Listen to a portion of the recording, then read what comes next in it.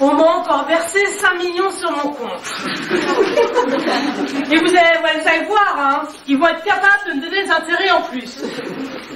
Mais qu'est-ce que vous voulez que je fasse de tout cet argent-là?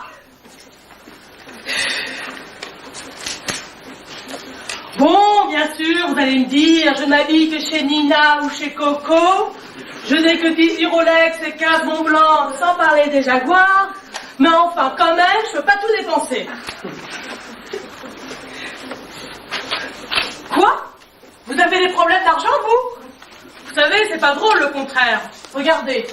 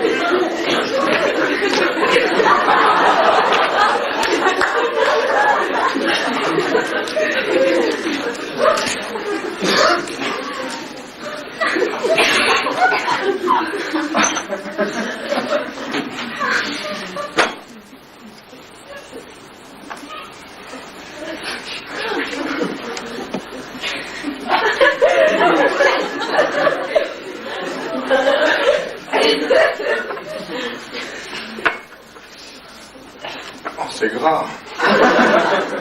Ça suit le beurre, c'est écœurant. Josette!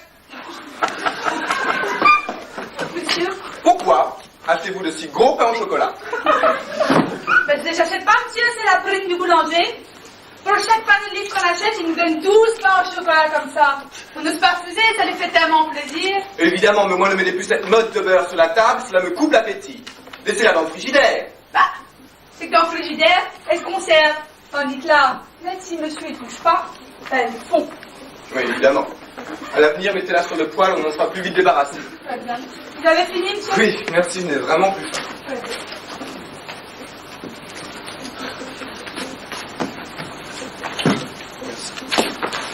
Ah, j'ai oublié de donner le journal. Mais qu'est-ce que vous voulez que j'en fasse? On ne peut quand même pas lire tout ça. 64 pages, hier 92. Bah, faut pas nous en donner pour les dessous. Évidemment, mais si au moins il y avait quelques informations intéressantes. Mais pensez-vous, toujours ces discussions qui n'en finissent plus pour la semaine de 3 heures. Et cette campagne interminable pour la retraite des jeunes travailleurs. Bon, je comprends bien qu'un garçon de 23 ans ait besoin de se reposer, mais quand même. Ils n'ont qu'à décider ça une bonne fois pour toutes. Sidérant.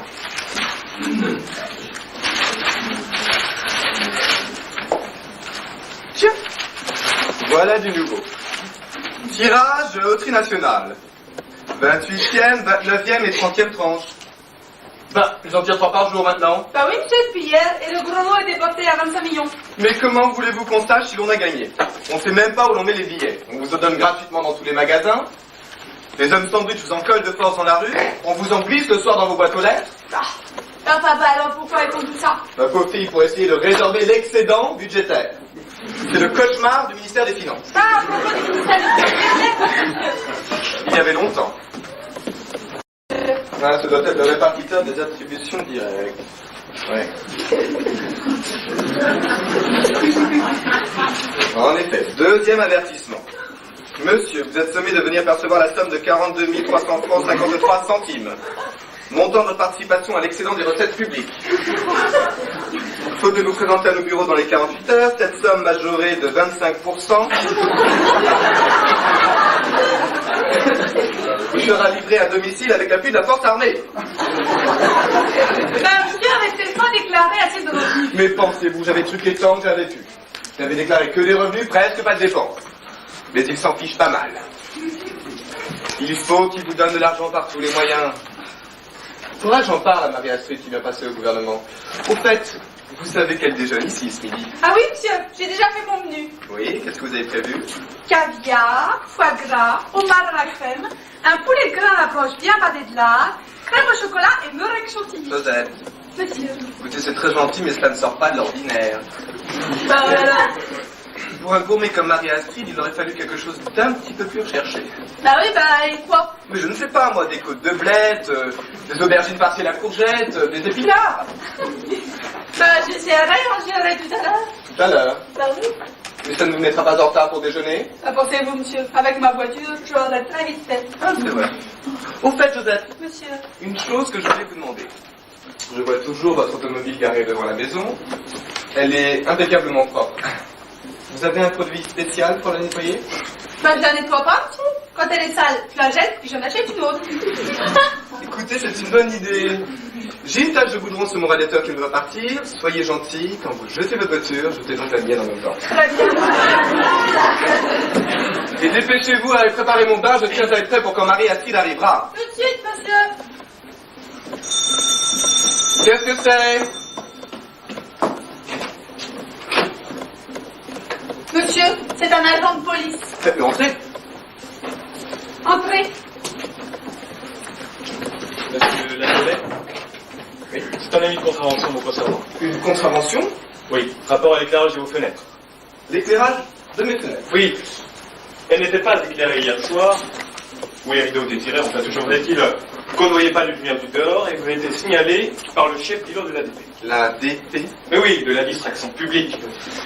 Car vous savez que pour entretenir la gaieté au milieu de notre population, les rues sont brillamment illuminées. Donc vous comprenez que vos fenêtres, au milieu de tout ça, ça fait un trou noir. Vous le faites vite. Évidemment. Donc, en ce moment, les fenêtres doivent être éclairées de 19h33 à 5h58. Écoutez, je vous donne des ordres pour que ça reste allumé toute l'année. Au revoir, monsieur l'agent. Excuse-moi. Josette, Monsieur. mon vin est-il prêt? Oui, monsieur. Est-ce que vous avez pensé à me mettre une savonnette? Je vais la chercher. Mais dépêchez-vous, ma fille, je ne serai jamais prêt. La plus petite savonnette, monsieur. Merci. Encore? Allons bon, qu'est-ce que c'est? Pas moyen d'être tranquille ce matin. Monsieur, c'est un monsieur qui demande monsieur. Mais quel genre de monsieur? Un monsieur comme monsieur, mais plus âgé que monsieur. Bon, écoutez, faites-le entrer. Si monsieur veut bien se donner la peine.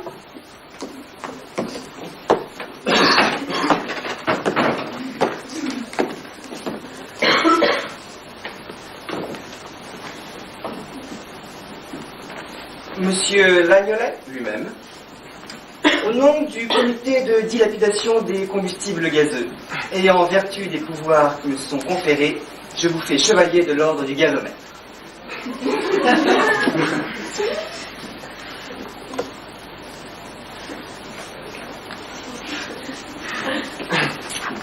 De l'ordre du gazomètre? Mais à quoi dois-je cet honneur? Vous avez consommé au cours du dernier trimestre 4280 mètres cubes de gaz, contribuant ainsi pour une bonne part de l'absorption de la surproduction de ce combustible. Monsieur, si au cours du prochain trimestre vous arrivez à consommer 5000 mètres cubes, nous vous ferions commandeur de l'ordre du chauffe-bas. Qui vous conférerait en cas de conflit le grade de général de division et vous donnerait droit au port de l'uniforme spécial. Ce n'est pas de le dénier, mais comment faire? Consommez, monsieur. Consommez toujours, et surtout, n'oubliez pas notre devise. Le courant, il faut que ça court, et le gaz, il faut que ça gaze. Comment faire? Faites des trous dans vos tuyaux, laissez vos robinets ouverts. Mais je vais m'asphyxier. Ce sera pour la patrie.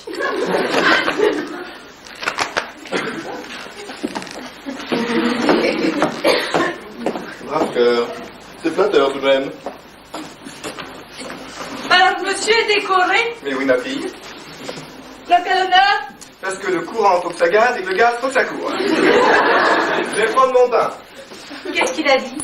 Il met le gaz dans la cour. C'est pas un bain qu'il faut faire une douche. Hein. Ne me dérangez pour personne, sauf pour Marie-Astrid. Très bien, monsieur. Mais puisque je vous dis que monsieur est occupé. Mais c'est pas le cas. On attendra. On attendra. Oui, attendrons. Et d'abord, qui c'est que vous êtes? Ah ben non, il ne dit rien, monsieur. Nous sommes des petits commerçants. C'est nous qui tenons l'épicerie de la rue Charles Trenet. L'épicerie Cannelle. Ah oui, le truc à côté, là, oui, je connais. Que vous ne veniez jamais chez nous. Vous savez, on vous donnerait le sou du franc. Là, c'est du franc. Vous rigolez? L'épicier au que je vais, il me donne toujours le franc du sou. Enfin bon, vous attendez là ce que vous voulez, moi j'ai autre chose à faire. Ouh, on n'est pas bien reçu ici. Ah, le client. C'est le client. Savoir le prendre. Mais enfin, quand même, on va faire mieux. Pour le nouvel, au lieu d'une boîte de chocolat comme à tous les autres, vous nous en envoyez 2. Nous a même pas remercié, ça va, n'est rien venu acheter chez vous. Peut-être qu'il n'aime pas le chocolat, et puis ça fait tellement d'envoyer du chocolat chez le client pour le nouvel an. Peut-être que ça touchera davantage que de voir que nous sommes déplacés pour le c'était sa fête. Alors nous sommes bien d'accord. Tu lui donnes les fleurs, et moi, je lui dis le compliment.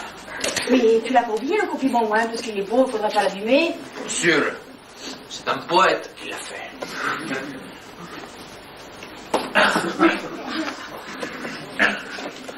Bonne fête! Permettez qu'on dépose à vos pieds quelques roses, quelques modestes fleurs offertes de tout cœur.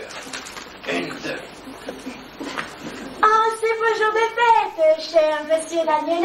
Souffrez que l'on vous souhaite le bonheur le plus content.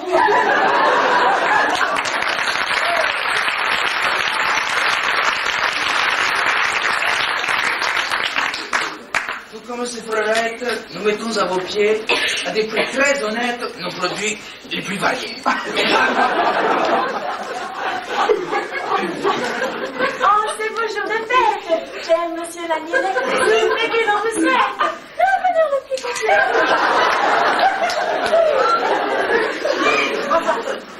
Monsieur et madame Cannelle de vous servir auront le cœur ravi. Donnez-leur votre clientèle et vous serez toujours certain, dans votre maison modèle, de trouver des cannelles honey.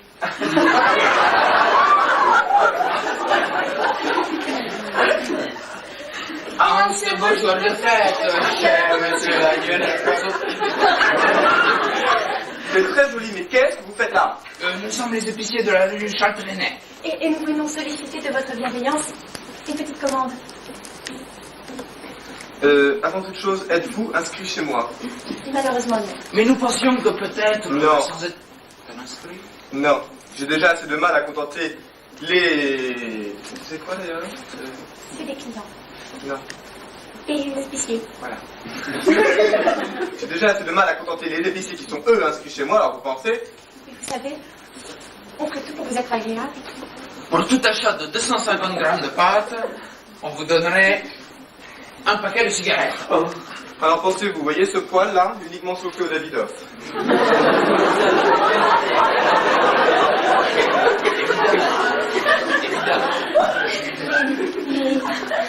Mais peut-être que monsieur permettrait que l'on s'inscrive chez vous au renouvellement des affections. C'est ça, à l'occasion. Bien, sur cette bonne parole, il ne nous reste plus que vous remercier. Nous n'ajouterons qu'un mot. Ah, c'est beau jour de fête, cher monsieur Laviolette.